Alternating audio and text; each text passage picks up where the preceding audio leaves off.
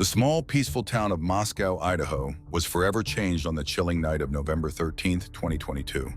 Four young students from the University of Idaho, Kaylee Goncalves, Madison Mogen, Zana Kernodle, and Ethan Chapin, were found brutally murdered in their off-campus rental home. The methodical nature of the killings left the community in shock, and the hunt for the killer left more questions than answers. But it wasn't until December 2022, when a suspect was arrested, that the haunting details of the crime started to unfold. Do you understand these rights? Yes. This was no ordinary murder. The victims were ambushed, stabbed to death with a military-style knife, which has never been recovered. The scenes of horror were unimaginable, and yet even more unsettling was the fact that the police didn't arrive on the scene until nearly 8 hours after the massacre. What went on in that house during those long, agonizing hours? And how did the authorities manage to put the pieces together? This is where the story takes a dramatic turn, and the investigation, which had been shrouded in secrecy, begins to unravel. The man now accused of these gruesome killings is Bryan Kohberger, a PhD student in criminal justice at Washington State University. But how does someone, a seemingly normal student living only 15 minutes away, end up allegedly committing such a heinous act? For weeks, the case remained an enigma, with details trickling out in piecemeal fashion. But one crucial piece of evidence came forward that would eventually link Kohberger to the crime: his DNA. It was found on a knife sheath that was left behind by the killer, a tan leather Ka-Bar sheath emblazoned with the United States Marine Corps emblem. This small but damning discovery would change everything. The emotional impact of the case began to take hold of the community. These weren't just random victims, they were young people, full of promise, each with their own bright future. Kaylee and Madison had been best friends since middle school, inseparable in life and tragically, in death. The loss of the two 21-year-olds, who had planned to graduate together, was unfathomable. Zana and Ethan, also just 20 years old, were a couple who had only begun to explore the potential of their relationship. All their futures, all their dreams, brutally cut short in one horrendous night. It's at this point that the story of what happened inside that house becomes all the more harrowing. According to the surviving roommates, Bethany Funke and Dylan Mortensen, they were both inside the home when the murders occurred. Yet somehow they were left untouched by the killer.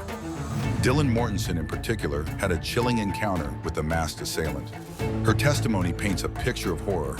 She had gone to bed that night on the second floor of the house, only to be woken by the sounds of Kaylee playing with her dog in the room above. What followed was a nightmare that no one should have to endure. In an affidavit, Mortensen described how she saw the killer, a figure clad in black with a mask covering his mouth and nose, walk right past her as she stood frozen in place. For a moment, she thought it was just a nightmare, but it quickly became clear that this was no dream. The killer, after walking past her, headed towards the back sliding door, and she locked herself in her room, trying to make sense of what had just happened.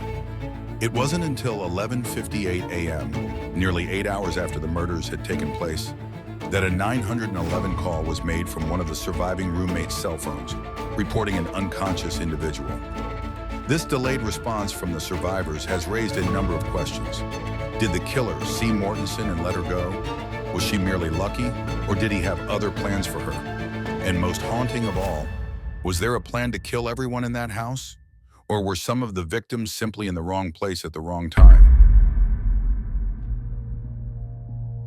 Kaylee and Madison were found in a bedroom on the third floor, their bodies left together in the same bed, forever together, even in death. Zana and Ethan, who were likely awake during the attack, were found on the second floor. Their bodies too told a story of struggle and heartbreak. But despite the brutality of the murders, the motive behind them remained a mystery. Was this an act of random violence, or was there a deeper, more sinister connection between the killer and his victims? The story of the victims paints a heartbreaking portrait of young people whose lives were tragically taken too soon. Goncalves and Mogen had been inseparable since 6th grade. They had gone through school together, made plans for college, and eventually, after getting into the same university, found an apartment together. Their lives were intertwined in a way that made their deaths all the more devastating. Their families, left to mourn, have carried on their legacies, including accepting posthumous awards for the victims at graduation ceremonies months later. Zana and Ethan, though their relationship was newer, were equally promising young people. Their families, too, have had to come to terms with their loss. On what should have been the happiest of days, the joy of graduation was forever marred by the knowledge that the future these four bright young people had worked so hard for had been taken from them in an instant. My thought is this person prior military? But what is known as chilling? Koberger, who had moved to Pullman, Washington, to begin his PhD program in the fall of 2022, was living just a short distance from the scene of the crime. He had no known connection to the victims, and yet somehow his DNA was found at the scene. How did he end up at that house on the night of the murders? And more importantly, what drove him to commit such a horrific crime?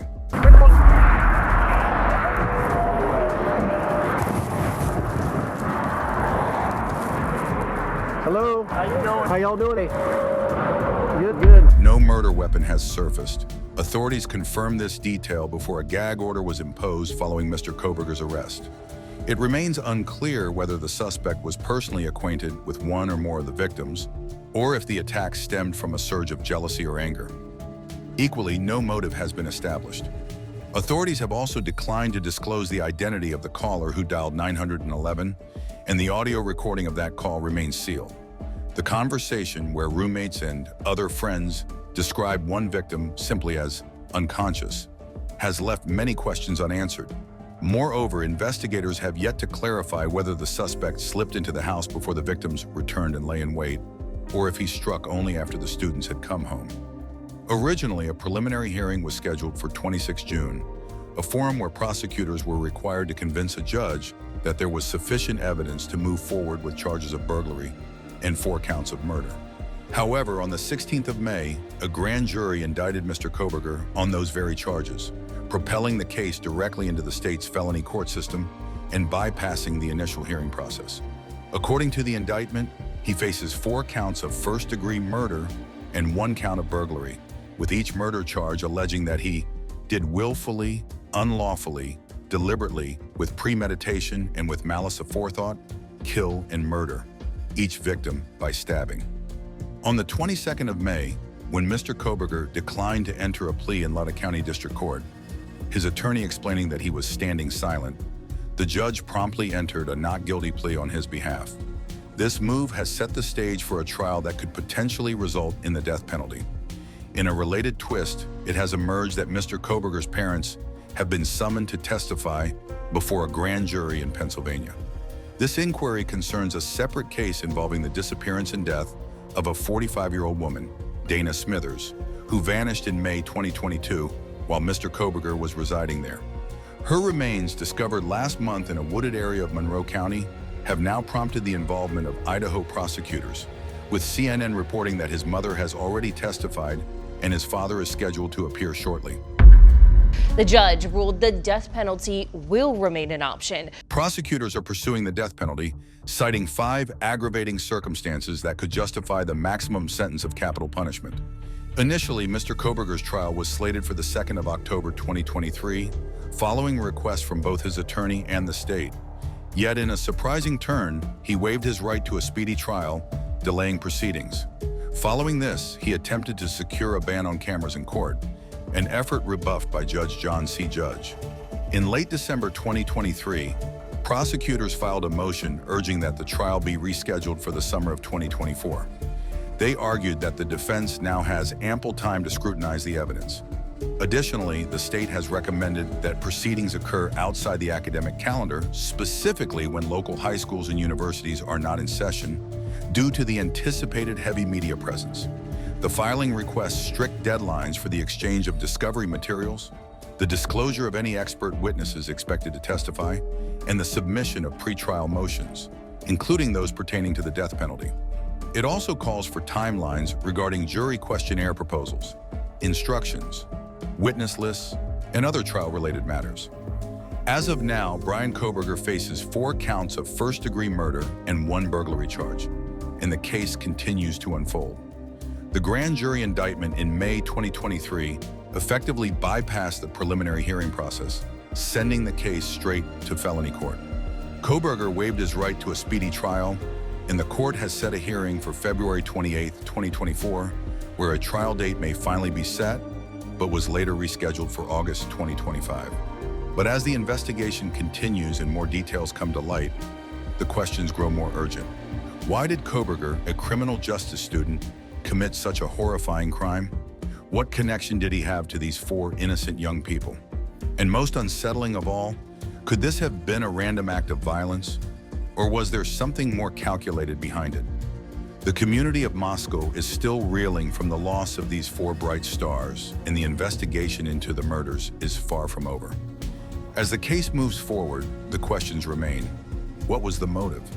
What will be revealed about the true nature of the killer's connection to the victims? And most importantly, how will the families cope with the loss of their loved ones, whose lives were snuffed out so violently and so prematurely? The case of the Moscow murders continues to unfold, but one thing is clear: the pain, the loss, and the unanswered questions will haunt this community forever. As we await the trial, we can only hope that the truth will finally come to light, bringing some measure of justice for the victims and their families. What do you think about the investigation so far?